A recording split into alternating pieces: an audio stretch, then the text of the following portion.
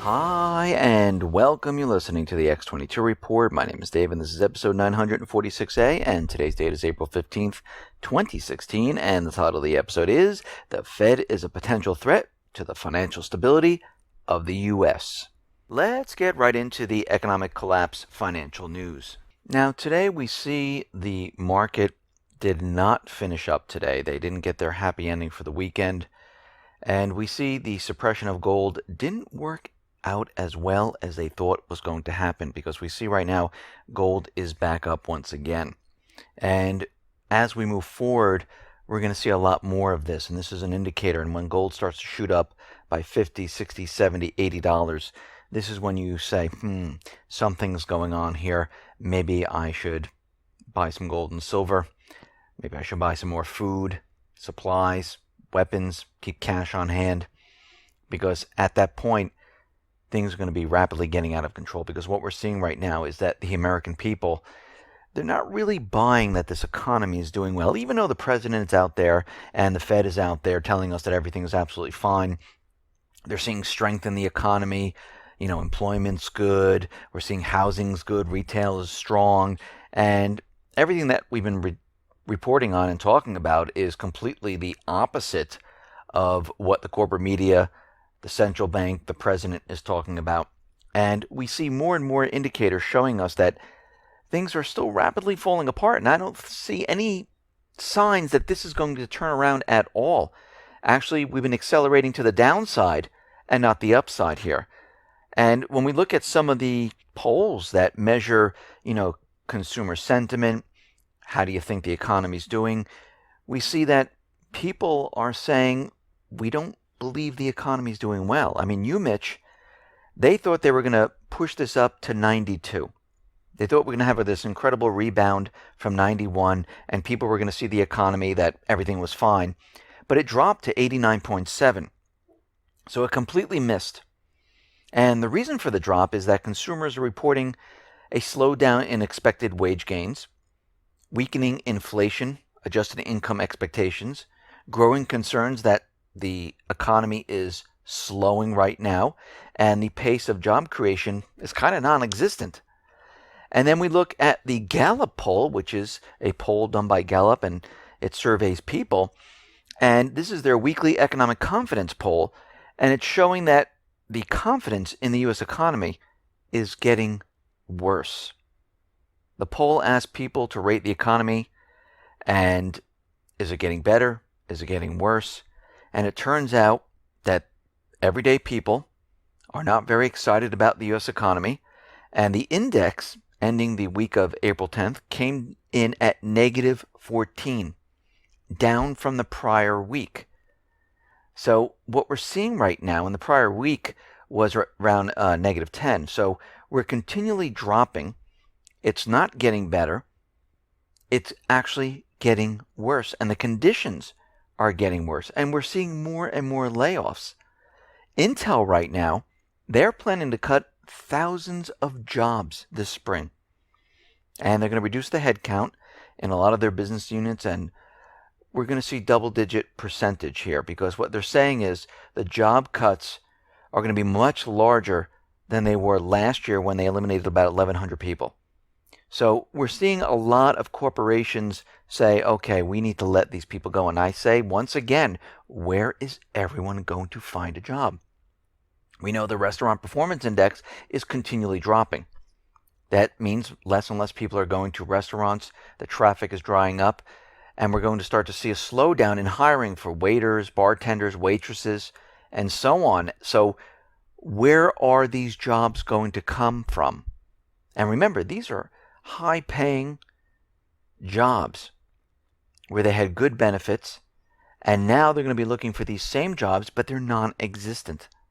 They just don't exist out there anymore. I know they keep telling us they do, but there are so many people writing in saying that I got laid off, or I'm a graduate, and I cannot find work. Actually, it's very difficult to even go through the job listings because there's no jobs in my area. And when I do send out a resume, if I'm lucky enough, I don't even get a response. So we see at this point things are really breaking down. Now we're seeing a lot more indicators flashing red signals letting us know that things are rapidly falling apart. And we see industrial production. It has dropped again, year on year. This is the 7th month in a row. And the last time we've seen something like this so bad, we were already in a recession. So we are down 2% year on year in March. This is the weakest since December, and down 0.6 month on month. And the output for factories is continually plunging. What we're seeing is vehicle production has brought this down, because as we've been talking about, used car prices, their prices are falling, which has an effect on new cars. People aren't buying new cars.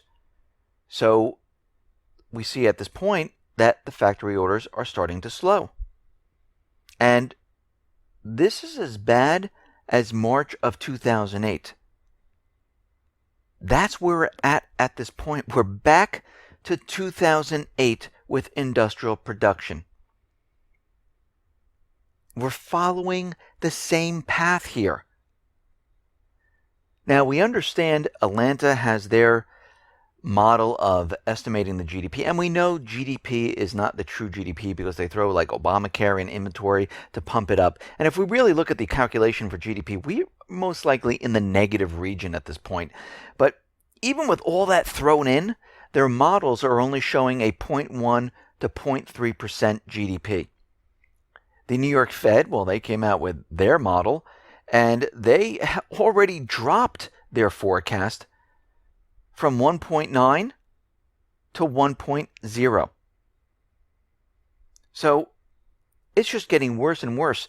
And for the U.S. to hit the Fed target, to hit their predictions, the U.S. has to grow 3.4% in the second half. Now, can the U.S. do this out of nowhere? Most likely not. Can the government and the central banks step in and manipulate the numbers and push Obamacare information and inventory information and anything else they want to throw into the calculation and remove it from other quarters and throw it into this one? Most likely, yes. But how much manipulation can they do until people say, whoa, hey, we know what you're doing already? A lot of people are already calling them out, saying we know what you're doing here, and it doesn't even make sense anymore. But again, what we're seeing right now is the statistical information from the U.S. government central bankers. It's moving further and further away from reality. And at a certain point, the people are going to say, okay, what is going on here? And a lot of people are starting to wake up, because we've seen it with UMich and Gallup saying the economy is not strong. So no one is really believing the president anymore. Everyone's trying to look at the economy and saying, I don't know if he's telling the truth at this point. And we know politicians, they don't tell the truth. They just continually lie. Now, on April 1st, 2016, the China central bank governor, he announced that the Chinese government will take actions to promote the new SDRs that the yuan is going to be included in for its domestic economy. And the announcement was made at the end of the meeting of the G20 in Paris, which is hosted by China this year. And China will start to use both the US dollar and SDRs when reporting its foreign reserves. So it looks like they're going to be removing the dollar and using other baskets of currency within the SDRs at this point. We also see that the gold-backed yuan will be going into effect on April 19th. Now, top Chinese banks alongside Standard Chartered and ANZ, they'll be among the 18 members to join the new yuan-denominated gold benchmark that signals China's biggest step towards making the yuan convertible. By creating a yuan-based gold fix, this is a backdoor to floating the yuan itself. It will allow for arbitrage in currency, so you can go long or short gold and dollars, and the opposite in yuan, and you have then created a yuan futures contract. And we see that they're on their way from everything that we've been talking about previously. And we can see that they're trying to push out the yuan.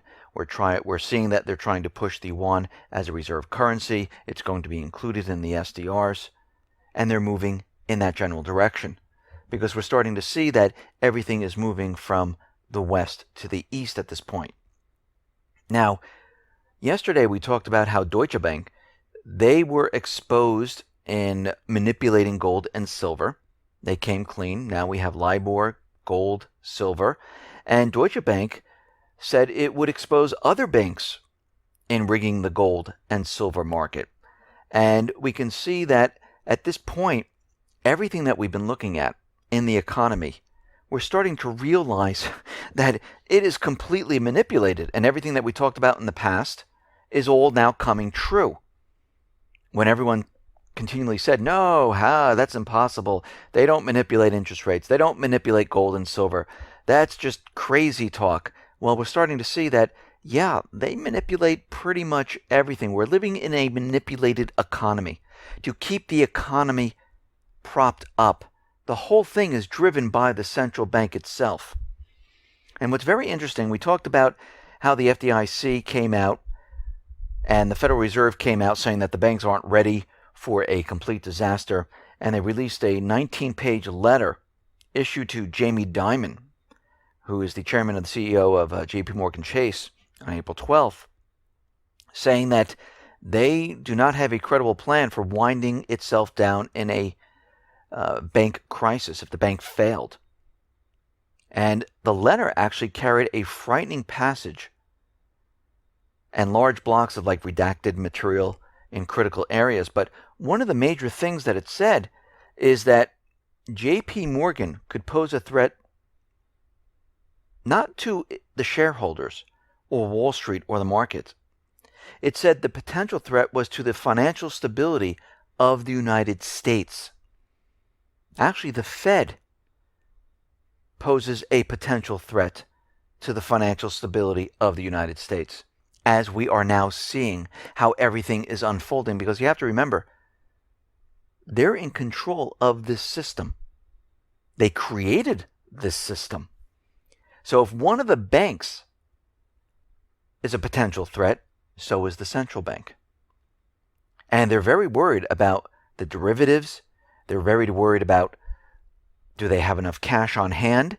And I don't think the banks are that worried, or the central bank is that worried. I know maybe the agencies within the government are worried, but what we're seeing right now is they're not worried because they know what they're going to do when the crisis hits. They're going to go inside and take the people's money with what? The bail-in documents. We're already seeing it in Austria. We saw it in Italy. We saw it in Cyprus. We know Greece is on the verge of that.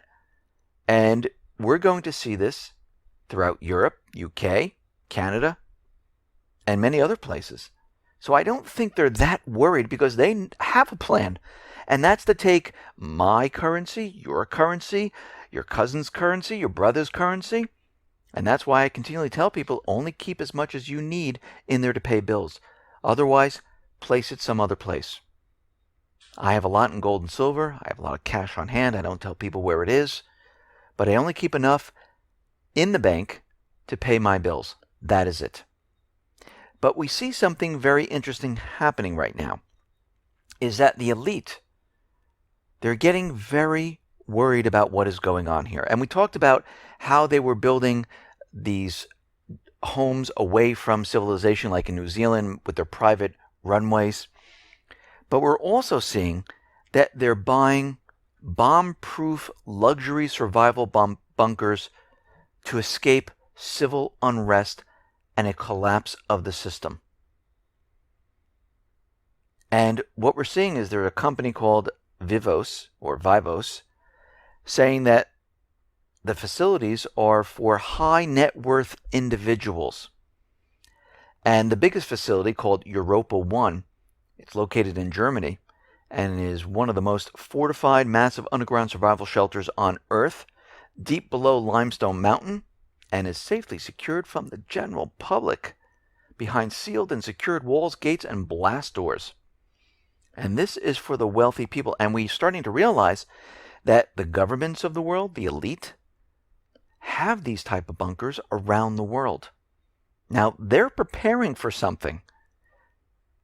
Shouldn't you? They know what's coming. And every single person should have food, water, supplies, a weapon to protect yourself, gold and silver, cash on hand, toiletries, whatever you need to have this. Because the government's been preparing, the elite have been preparing, you need to prepare. If you haven't started, you can go to places like lifereliance.com. They have emergency food, water filtration system. You can customize your orders. But whatever you're doing, keep doing it. Because we're starting to see that things are rapidly falling apart. We see things are accelerating at this time.